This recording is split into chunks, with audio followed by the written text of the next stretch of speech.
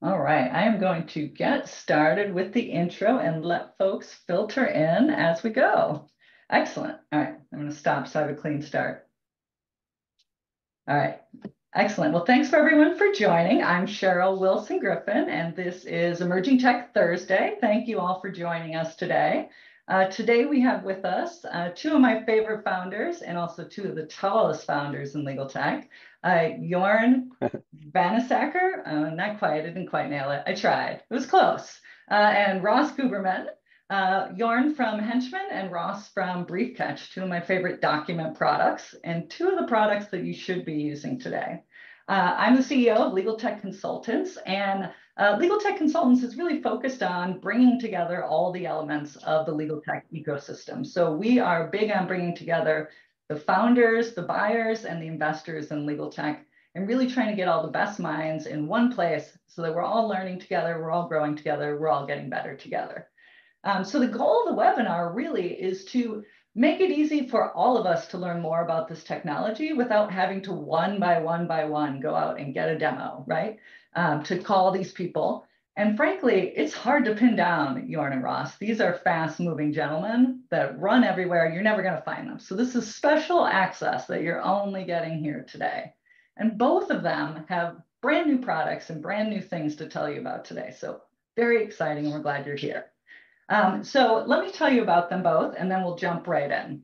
So Jorn has one of the coolest new products, Henchman, that is out on the market today. And I think the thing that I love most about it is it really focuses on the thing that I think is the future, which is bringing together the best of your own knowledge and the best of the outside world's knowledge, right? So connecting to things like your iManage universe, your NetDocs universe, your SharePoint universe, and the outside world. And he's got some cool announcements for you. BriefCatch, on the other hand, has some very cool stuff that's focused on legal editing. So really taking your legal writing to the next level without having to do that kind of double check that you have to do if you use the basic Microsoft Word editor. He's also got some new stuff that hopefully he's going to show you, and we'll take a look at that in just one moment. The one thing I do want to tell you is we do this once a month, the first Thursday of every month. We bring you two founders to show you the newest thing. They're always kind of paired together so that you can see a product that you're most interested in. So we hope you'll come back next month and see what's next. Next month might be Access to Justice. And so without further ado, I will introduce Ross Guberman, let him take it away, and we'll have about 20 minutes with Ross. Save your questions, throw them in the Q&A, and Ross will hit that up at the end. Ross? Awesome. Well, thanks to all of you, and thanks, Cheryl. I love how you make us both tall and fat. I've been called worse, so yeah, we'll take it and run with it. So yeah, as Cheryl was saying, after a long career of teaching legal writing, training all sorts of judges, lawyers at firms, lawyers at governmental agencies, writing books on the topic and the like, I did take the plunge into legal tech around 2017. And what I wanted to do early on was just take a lot of the teachings, a lot of the things that people said help them, and try to automate the whole thing so that you have the sort of one-stop shopping for all things legal writing and legal editing. So we actually launched our first version of BriefCatch in 2018, which seems like a lifetime ago. And we're now in our third version, cloud-based version. We have, as I'll show you in a little bit, we have about 11,700 different ways of improving legal documents, and all the things that sort of drag things down for lawyers and judges, from errors that other tools aren't going to catch to kind of higher level problems with transitions and flow and having punchier, more vivid language. We've also tried to make it a sort of self-training and development product. As you know, it's not so easy anymore to get attorneys to go to formal training, the kind I used to do. So one of the things I've worked hard on the last couple of years is trying to make it so that people within their workflow, as they're doing their daily work, meeting their billable targets and whatnot, are actually learning as they go. In the UI, you'll see we've got all sorts of examples from famous lawyers and judges, explanations, and then for the really ambitious lifetime learners, we have links to all sorts of content, articles I've written, parts of my books, and the like. So again, one-stop shopping for all things legal editing. People use it at the beginning of the process as they go along. And of course, when the stakes are high, right before they file an important document or submit it up the food chain to clients or supervisors. So probably the best thing, especially for those of you who haven't tried it yet or seen it, I've just got a motley crew of actual sentences. So we train. Everyone trains these days. Everything is training. We're no exception. We train our tool on actual lawyer and judge work products. And I'm not talking about drafts. I'm talking about published work product with all sorts of issues and errors. And that helps us all the time stay ahead of the curve. Again, trying to enable people to catch as many things as they can confidently without getting distracted by all this minutia, so they can spend their time instead on strategy, structure, and big picture thinking. So as I said, I've given you a bunch of sentences here, and I'll try to do track changes so you can get a sense of how this works when you're under pressure, when the stakes are high. There are all sorts of scans. While I was talking, it's very, very fast. You can put a 200-page document, as I did the other day, and it's going to still be able to scan it in seconds. And what I want to show you is the UI gives you choices. I will often give you choices. Some people just kind of realize a light bulb goes off and they click on something they like. Other people like to ponder. It's very important for lawyers, I've learned, to make sure people feel like when they're using legal tech, they're still in control, that it's actually refining your voice, it's not replacing your voice. And that's one of the reasons we really let people stay in the driver's seat, look at different options as they're trying to improve things, pick the one they want, and then it's made for you immediately in track changes. So this is a pretty good example of something that people have trouble with.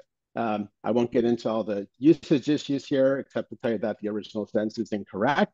Grammatically, you need a subjunctive, you need that with requested.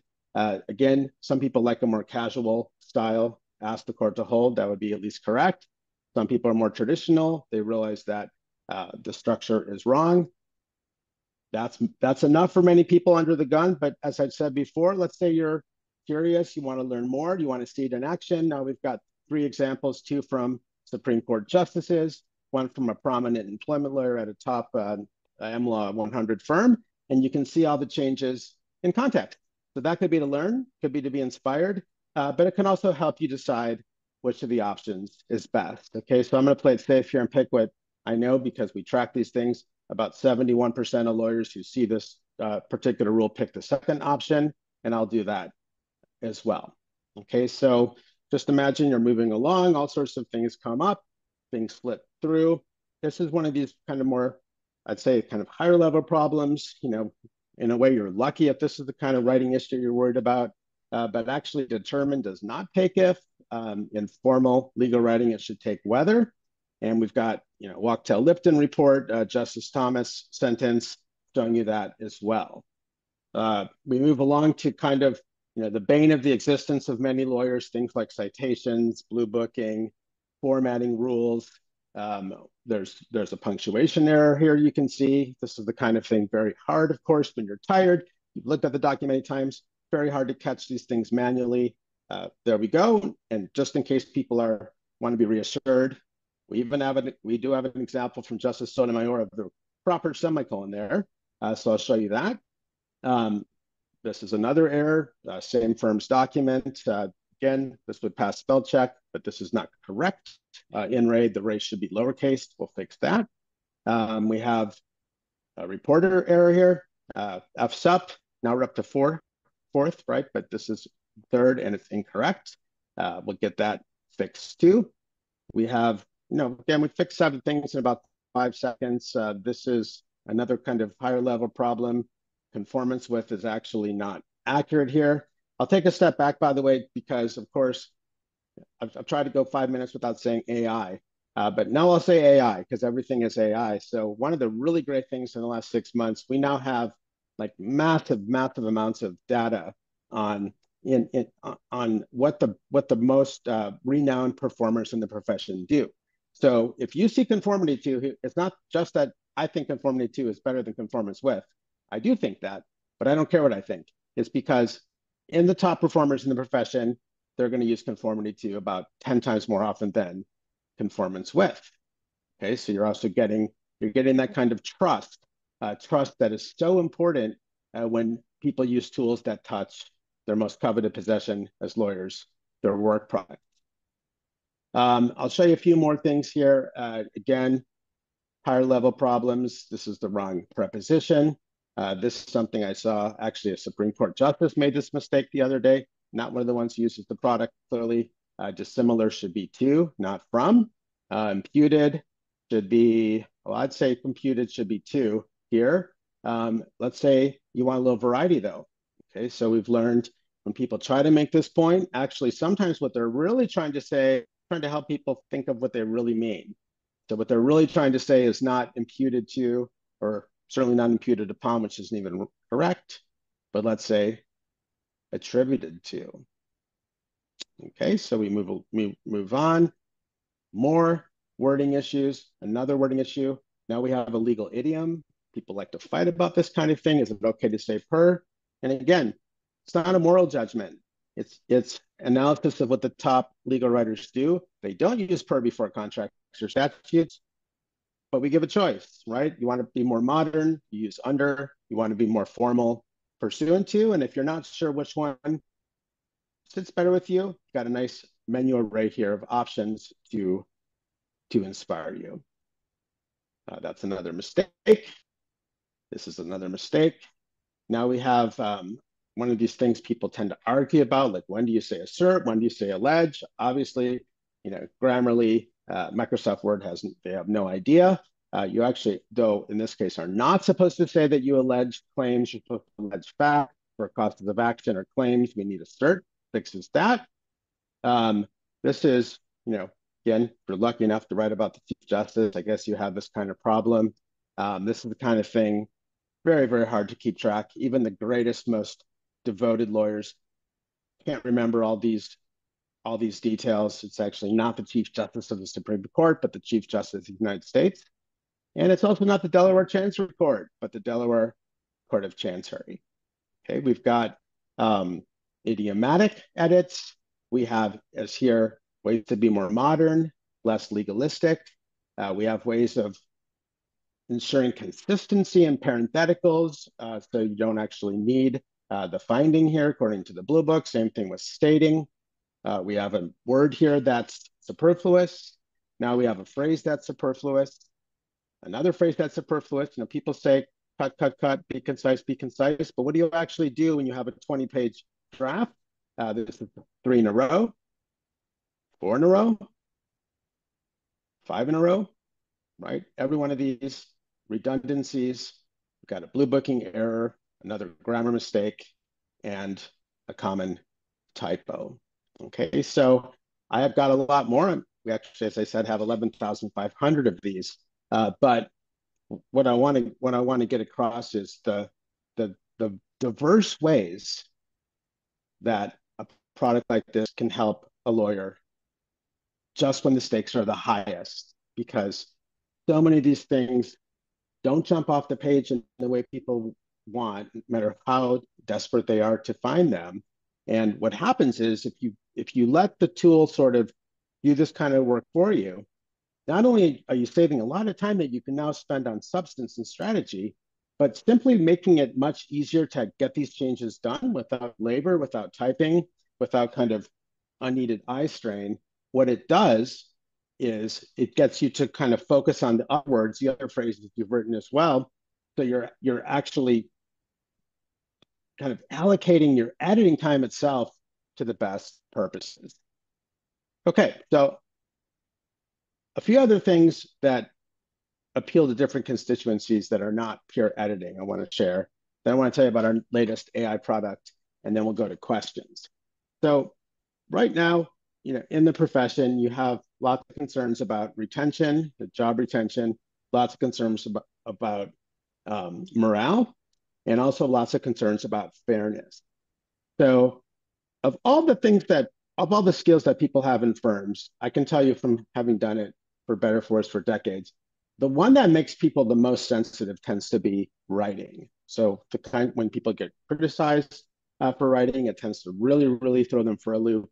It's something that people are very personal about. And for those reasons and others, we have some kind of interesting tools if you're into making evaluation and progress and even kind of morale more objective and predictable. Okay, so one thing we have is these AI-derived scores that actually compare your document to the work of the very best lawyers and judges on 5 different axes, and then kind of turn the numbers and pop out these 5 metrics. And some people don't like that kind of thing, but I'm sure you know most lawyers are quite competitive. And one of the really fantastic things, I'm always happy when I hear this, is because it's kind of like an individual sport, like golf, people actually feel like they're competing with themselves, and they actually get a sort of morale boost or adrenaline boost watching the numbers go up on a particular document as they edit. But even more important, watching them gradually on average go up over time. Okay, so that's one. And then another is kind of the kind of feedback or mentoring piece. Okay, these are also common complaints, especially in law firms, right? I don't get any feedback anymore. I don't have any mentoring. All the partners do is complain, change things. We also have reports. And what the reports do is they take a look at your whole document and they look for trends. So they're not just looking at these individual issues as we've been doing. They look for patterns in your writing that you might not be aware of.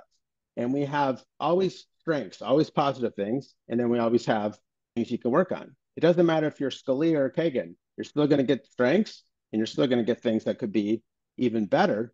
And because, again, these are algorithm based and they're external, they tend not to threaten people's ego the way human criticism can often do.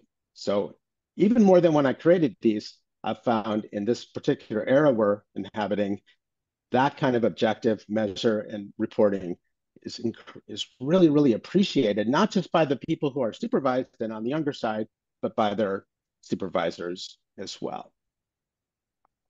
So I want to tell you, I have a video clip, but I want to tell you kind of like the next phase for BriefCatch. Okay, so we too, like most vendors, are on the AI bandwagon. But what we're finding is, especially for written work product, you need that moat of subject matter expertise, and you need someone who's trusted in the profession for writing before lawyers are going to, let alone judges, are going to take the advice. So our first product, which I'm really excited about, is called Client Catch. So a huge pain point for many lawyers, especially those who bill their time, involves those kinds of updates and alerts that you need to publish. If you're a firm, you have to publish them on the site. And of course, they're non-billable, but also all the different lawyers who have to update their clients day to day on whatever's going on at the SEC, the FDIC, the courts, and whatnot.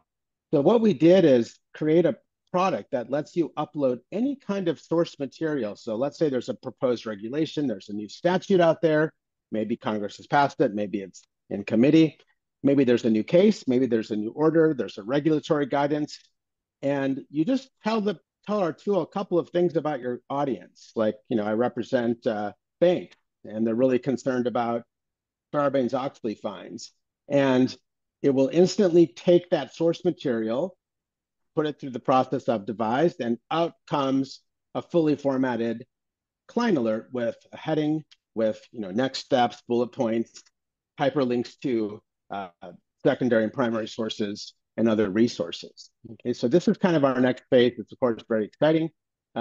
We also have taken care to make sure that all the digested material is accurate without any hallucinations. That's kind of part of our secret sauce.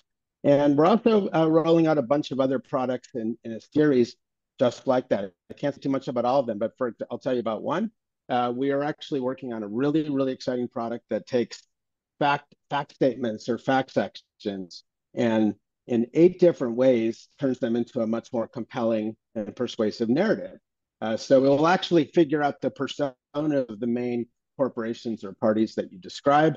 It will figure out whether those are benefiting you if you're the plaintiff or the defendant, and how they relate to your theme. And then it will recast the facts to make them more flowing, more convincing, but also to sound particular themes that in the draft form are often fairly latent in the fact section. We improve the chronology, we create headings, we create good conclusions, all sorts of things like that that really take the most challenging types of legal writing and get them to the next level. All right, well, I think that's probably good for now. Keep my eye on the clock. I'd love to get a couple questions. Anything at all about BriefCatch itself, Client Catch, other tools we have in store? Hi, Anybody, anything? it's Catherine McPherson here. I know you started Bartlett off Beck. by hi, can you hear me? Yep, Yeah. go ahead, Catherine. Oh, okay. So I know you started off by saying that this is accessing a large language model that is kind of a one-way street, meaning the work that I am doing on my brief in front of me here is not adding to the data bank. But how is that? I guess I need convincing of that, because you said one of the things you said earlier is that some of the choices that were on an option on the right side, you were able to say, oh, well, most people choose number 2. The only way you'd know that is because of the choices people are making on an actual document within. So it seems to me that there is some sharing of some kind of the work that I'm doing here. And that's the thing that most lawyers, at least in my firm, would be very skeptical about just on face value. Yeah, such great questions, and I think you're going to be happy with my answers. So first of all, we actually don't have a large language model. We created our source material before those were even invented. So we just have a collection of top-notch product, including, by the way, a couple of people from your firm, Bartlett Beck, which is kind of cool. So that's not online, that's not AI, that's not accessible. It's just, to be very blunt, it's just a massive Word document that I have that we use to analyze language. So on the second question, we absolutely do not see any letter or word of the documents. Okay, the only thing we know is literally how many people choose one option over the other. We don't know which people they are. We just know that we have no idea what they're looking at. We just know that if there's 2 choices and one is show and the other is demonstrate, all we know is that more people choose show than demonstrate. We absolutely do not see any part of the documents. It's all encrypted. And if we did it any other way, we'd be in trouble. Okay, so we have most of the big courts use BriefCatch. A lot of the top 10 AmLaw 100 firms use it, and I can promise everybody we are very well aware of this issue and don't see a single letter of any documents. And frankly, even if I could, I don't need to. All I want to know is which rules people like, so I can make more rules of the same variety. And one last question, and I don't want to eat up all your time there, but the data bank is curated by your team, right? How do I know what is this, a data bank that I can rely on, or is it just what you've chosen? Well, the data bank of great legal writing is just another source of information that I use. Generally, the suggestions are my suggestions, the same ones I taught, the same ones that are in my books.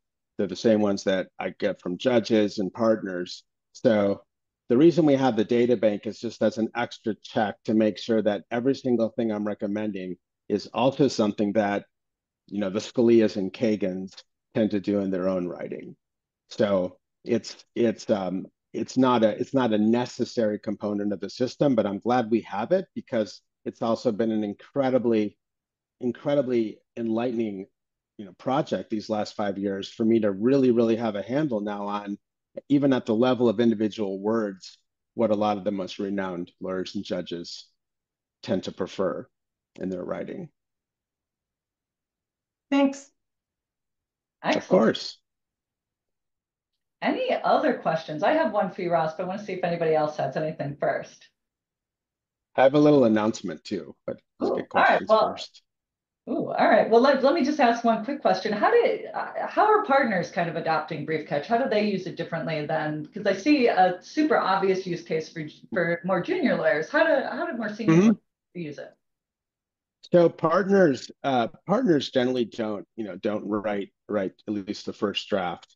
So I'd say that partners fall into two camps. One set like the appellate types, or the ones who are just really into legal writing, actually do a lot of editing, and they do use it on entire sections or entire documents. The same way that those they supervise do. It's just that they're editing earlier drafts. So another set of partners not that into actually writing. They're not really writing anymore. Maybe they're making some substantive edits. So what they do is, and this depends a little bit on their personality, frankly. If they're the kind of fun partner, they'll use it as sort of a game. Like we have firms doing contests, and who can write the motion in limine with the highest score. And then if they're more kind of the typical partner, I'm not saying that typical partners are not fun, but more the serious partner, what some of them will do, and I'm actually in favor of it, although it's none of my business what they do. They'll actually say to the associates, if you send me a draft, make sure it gets a score of 80 or 85 in our scoring system, or they'll simply say, please run it through BriefCatch, right? I mean, some of these partners are $2,000 an hour, and I don't think it's really a secret that a lot of partners billing at $2,000 an hour are correcting a lot of writing errors and issues. So yeah, so you've got different use cases. Not surprisingly, partners do love our new product, Client Catch, because drafting client alerts is non-billable, and they don't like having 3 or 4 hours they can't bill for. When we try to make it total sense. 5 minutes. Excellent. Well, let's do the announcement. Let's hear what you got. I'm excited, and then we'll see what Jorn's got.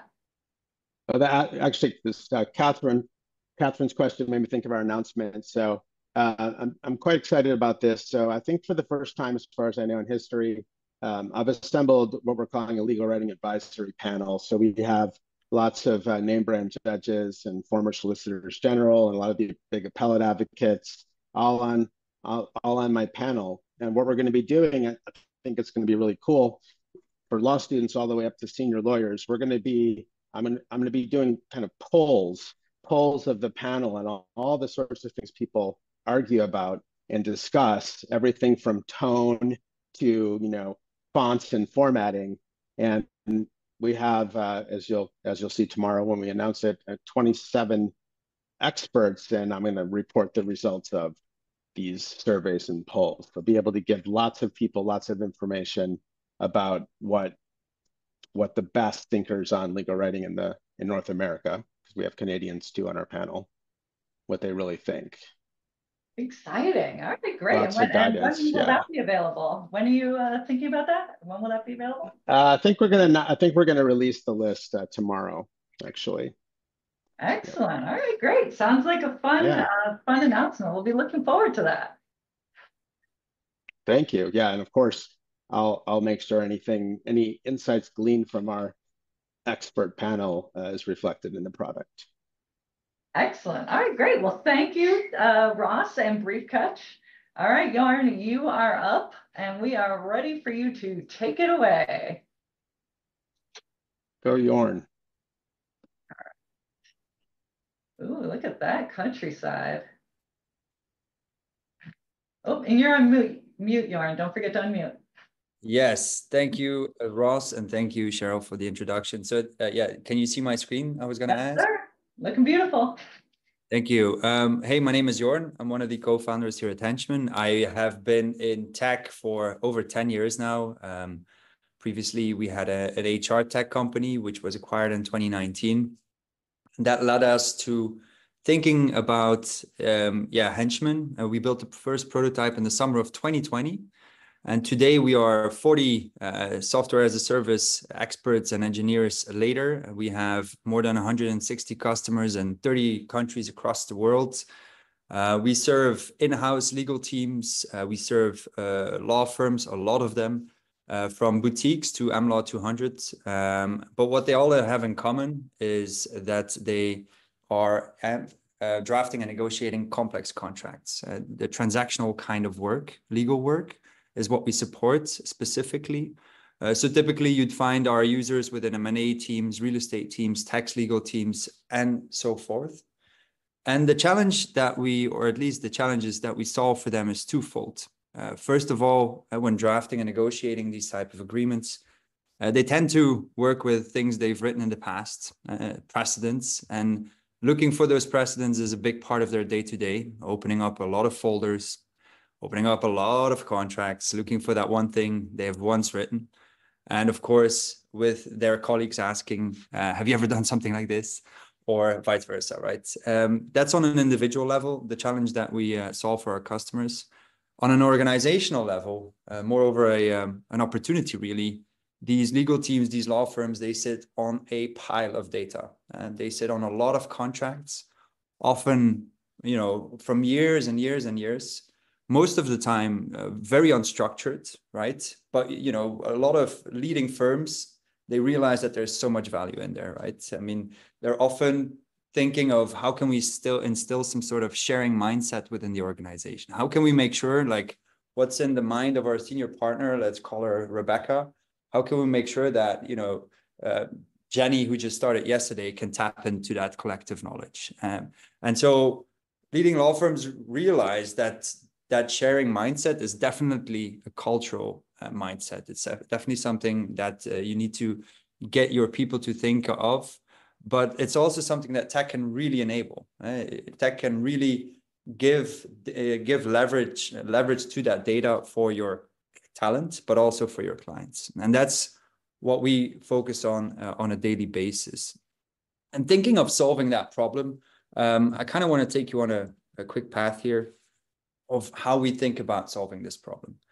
And so first of all, let's imagine that you're an M&A professional and you want to draft something. You can ask a large language model or a GPT to write you a certain clause, let's say liability clause. It will generate you something, but quickly you'll find you can't really use it, or you need to adjust a lot. And then you could assume like, okay, what if we could attach a large language model to our DMS, to our database? It would have that tone of voice of the organization. It would, sound like something we would write, or it would read like something we would write. And that's probably true. But within the use case of transactional legal work, you'll be left quite insecure in the sense of like, is this something that we typically write within this contract type? Or is this something that my senior partner would approve of in this kind of industry specific domain? And so you'll always be missing contextuality within that use case. And that's really what we focus on a daily basis. And how we do that is simple. And when we started with Henchman, two things were very clear to us. First of all, legal professionals are super busy people. And secondly, they can't really be bothered with tech in a way, right? They're not the most tech savvy audience out there. Let's be frank, let's be honest. So we were like, okay, whatever we're going to build has to be something that is plug and play. It has to be something with a very short time to value. And it should not be something that requires our customers to invest a lot of energy prior to getting value out of it, right? And so how we solve that is in 3 steps. So first of all, we connect to the document management system of our customers. This can be iManage, NetDocuments, SharePoint, OpenText, doesn't matter. There's no preparation required from our customers in advance of connecting, right? So it can be a messy database, it can be a super tidy database, it doesn't matter. And then secondly, we will then recognize what are contracts and what are agreements and what are not. And then we will isolate all clauses and definitions from those contracts. And so per customer, we easily process a couple of million of clauses and definitions of their own clauses and definitions. What we take into account is the metadata associated to those clauses from those contracts. We also respect the user permissions, and we mirror the user permissions from the DMS, meaning that if there's Chinese wall instilled within the DMS, those will be also mirrored within Henchman. And we even create metadata in the process. And then, of course, for the end user, they can then all of a sudden access all of those millions of clauses and definitions from the firm within Microsoft Outlook and Word, of course. So we really want to be where our users and where our customers are. And so the way we look at that, if you think of Google, Google, if you do a search query, you get a million hits. But of course, somehow those top 10 are very relevant to your context. Those are exactly the ones that you need. So in a way, Google is assuming a lot of things. And so we do no different. So we look at the context of what you're working in. Let's imagine that you get something from the counterparty. Henchman will recognize the contract type you're working in. Henchman will also recognize the governing law that's stipulated within the contract. We know what team you're working in also as well. And there's so much more other metadata that we take into account. And we will match that to the context of your database. And so we will surface clauses and definitions from similar contract types, from similar governing law, and from similar, from your colleagues, let's say, and much more metadata that's involved, so that you, and of course, involving large language models in that process as well, so that your search experience is super personalized. And I think this is a very clean example where, let's say you're working in a loan agreement and you search for a closing clause, you will get different results as if you were in a share purchase agreement, to give you a very concrete example. So that's really what we're constantly evolving towards as a piece of technology. And of course, I want to show you guys a quick demo. So here we are, Microsoft Word. I think you all know this very well. This is a share purchase agreement. This is Henchman. I can open this up. I can make this bigger. I can put this in a second screen. And let's imagine, for the sake of the demo, that we got the share purchase agreement from the counterparty.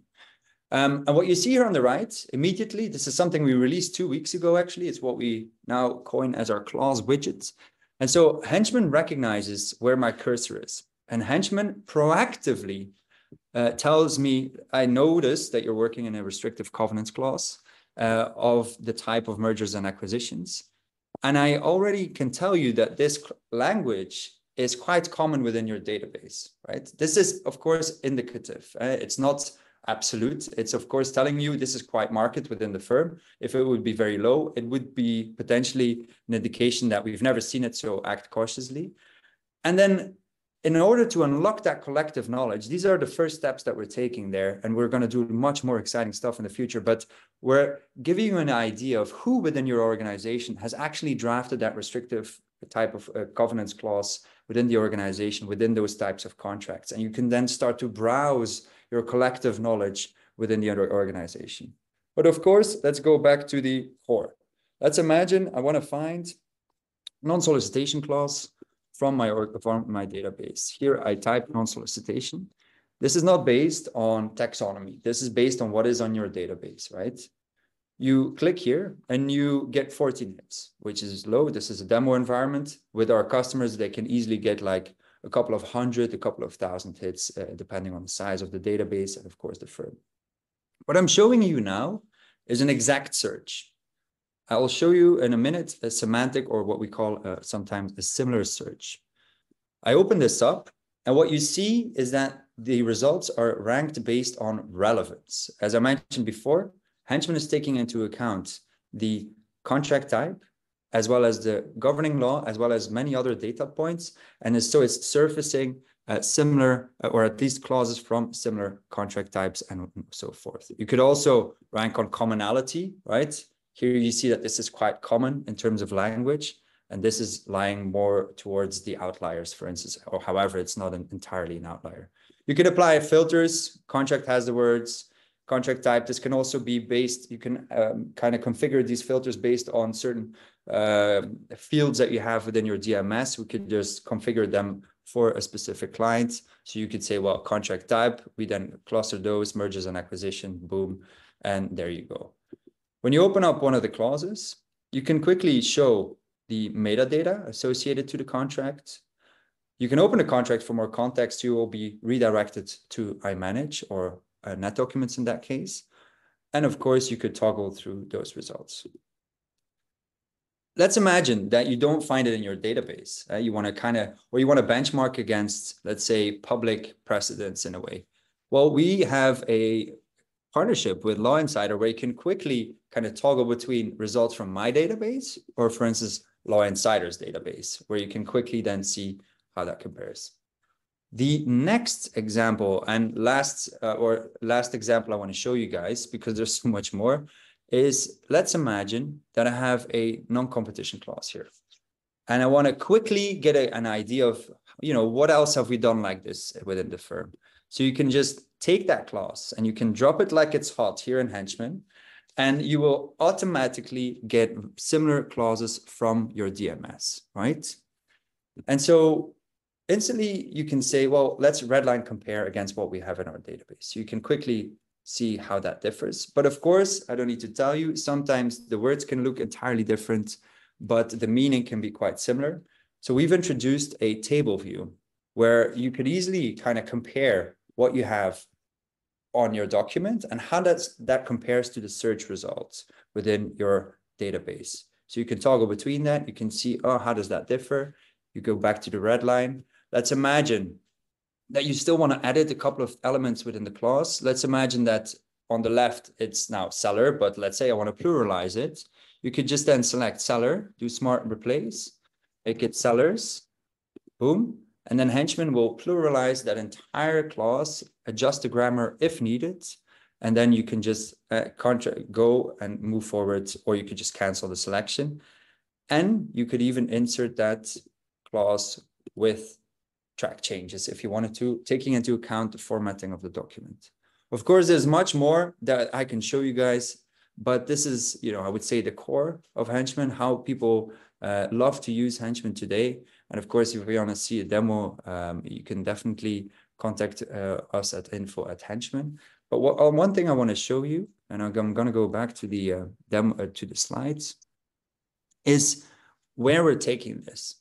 Like, what are we building moving forward? So the way that we look at AI co-pilots, the Harveys, the Spellbooks, the Microsoft co-pilots, there's plenty of AI co-pilots out there, and they're all very useful because we share a lot of mutual customers.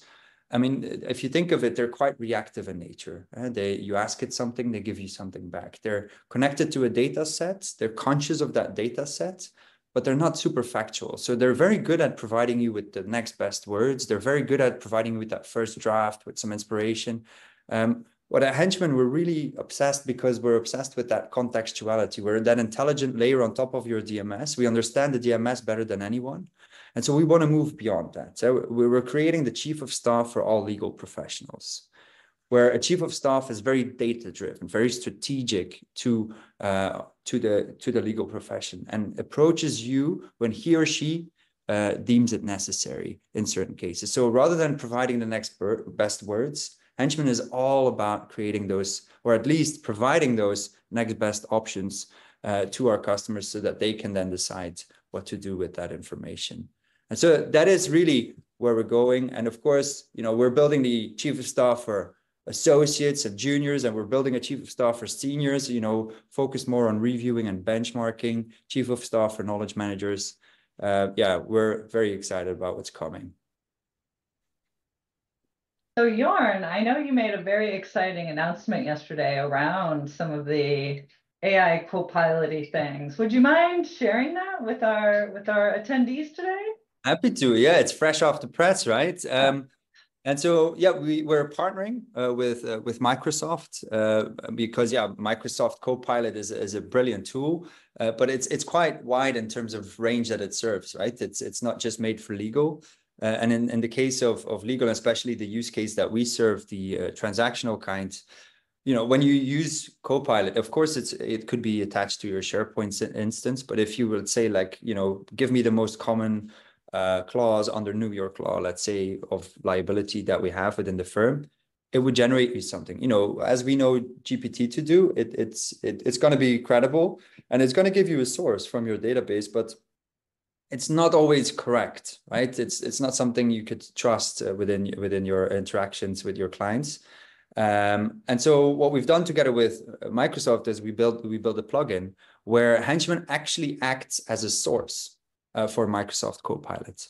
So if you would, ask it a question like, hey, give me the most common clause of my colleagues in this kind of governing law, well, then Henchman first would kind of surface those clauses, and then Copilot would do something with it. So the result or the impact of Microsoft Copilot is going to be much more accurate than in any other case. And so, actually, we're going to do a joint event together with Microsoft and iManage on the 14th of March. You definitely, go visit our website. I think it's under Insights, and then you can register for the event. But yeah, it's going to be brilliant. Like, we have the head of AI of iManage. We have the people from Microsoft joining as well. And we're going to show you guys a demo of how that will look like during that event. I think I heard there were 2,000 people registered or something. Yes. Yeah. It's ridiculous, to be honest. A little bit silly. But we're very excited. It's very exciting. Yeah, I hope you have some tech support on the event, because it feels like that's going to be involved. Yeah, there's actually a professional team involved, so I'm sleeping okay at night. It's fine. Right, it's not your problem, right? I see a question here from one of the attendees, Eva Ramirez. Any plans to do the same kind of relationship with NetDocs? Of course, yeah, we have a relationship with NetDocs. So we have a partnership with NetDocs. So we integrate with NetDocs. We do that within NetDocs on-prem, NetDocs clouds, same for iManage Cloud, NetDocs on-prem. So all the same functionalities that I mentioned are available in both DMSs, for both DMSs. And I don't want to hog all the questions, but I did have one other question. You mentioned, Jorn, that you don't necessarily have to have a neat or pretty database to connect. Is there a limitation, or can you really point at almost anything for Henchman? As long as it's contracts and agreements, we can, because that's what we really specialize in. But yes. So just a SharePoint folder, basically, you could point at. Yeah. I mean, so we can connect, like what we see, for instance, is that sometimes knowledge teams have built up or, have spent substantial resources on building up a knowledge base and templates or whatever. And there's two cases that we often see. Either they've created several Word files with a lot of templates, which are, stored in a specific folder, or the same they do in a separate database instance. Can be a SharePoint, can be a Google Drive. And what we do then is, like, we would connect, let's say, to NetDocuments, and if they have a Google Drive with all the templates, we would then connect to that Google Drive, and we would auto-label. So all the clauses coming from those templates or those template contracts, we would auto-label them, let's say, as golden standards. And so within Henchman, you would then instantly see which clauses are coming from that template folder. So there's no need to manually label. So we all do that within the process. So what we usually do with our customers before integrating, we have a database review, and we ask these kinds of questions, like, have you built up anything in terms of knowledge, understanding certain folder structures, and then we like to create as much value within that processing as possible for our customers. I have a follow-up on that.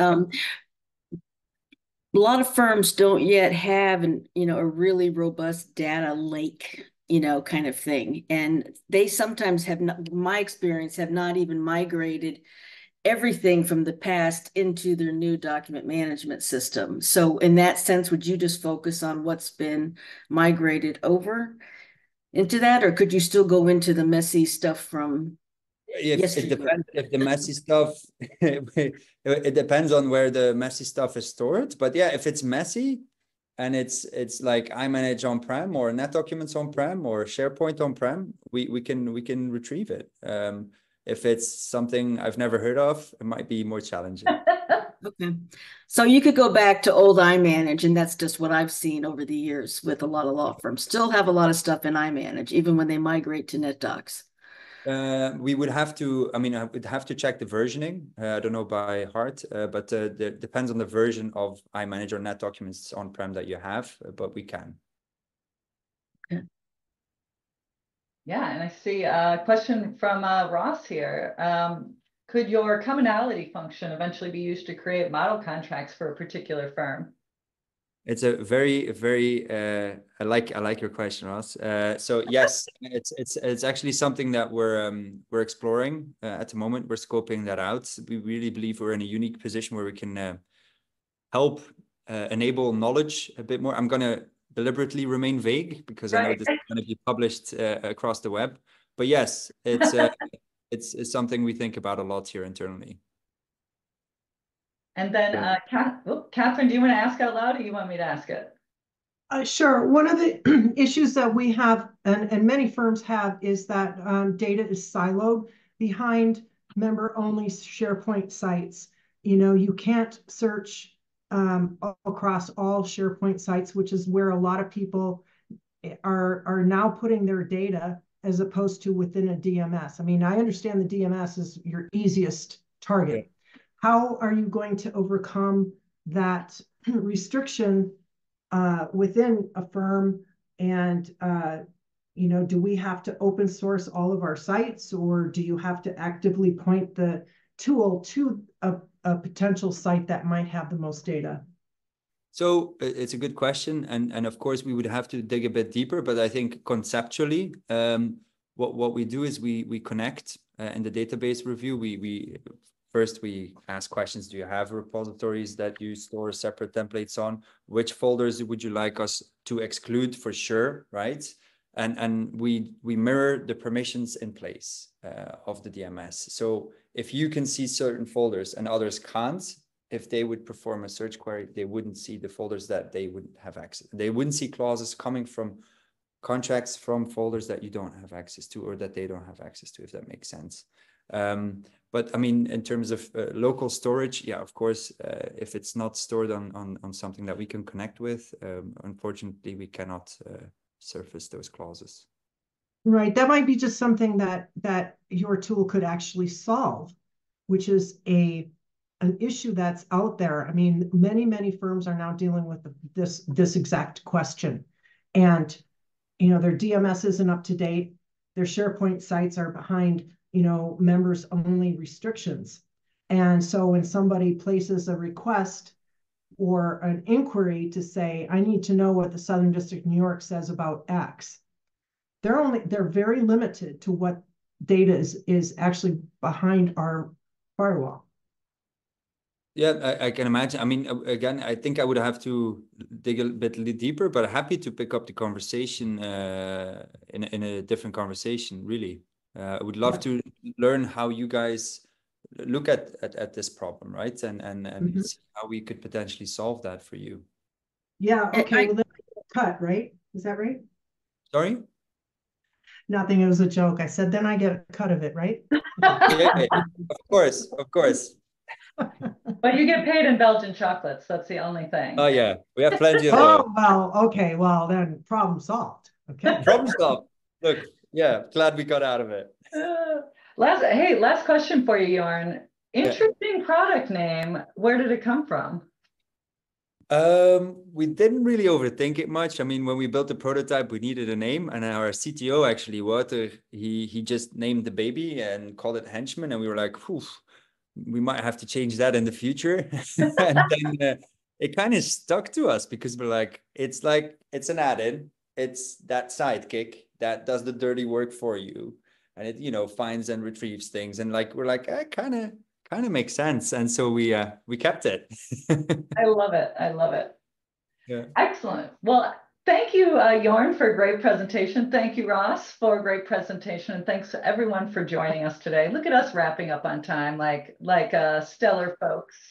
Thanks for everyone who joined us, and we'll also have the session recorded and available on our YouTube channel and on the new Legal Tech Consultants website, which you'll be hearing a lot about next week. If you want to preview, it's up there now. You can go look at it. Thanks to all the speakers. Thanks to everyone who joined us, and we look forward to seeing you next month. Thanks all.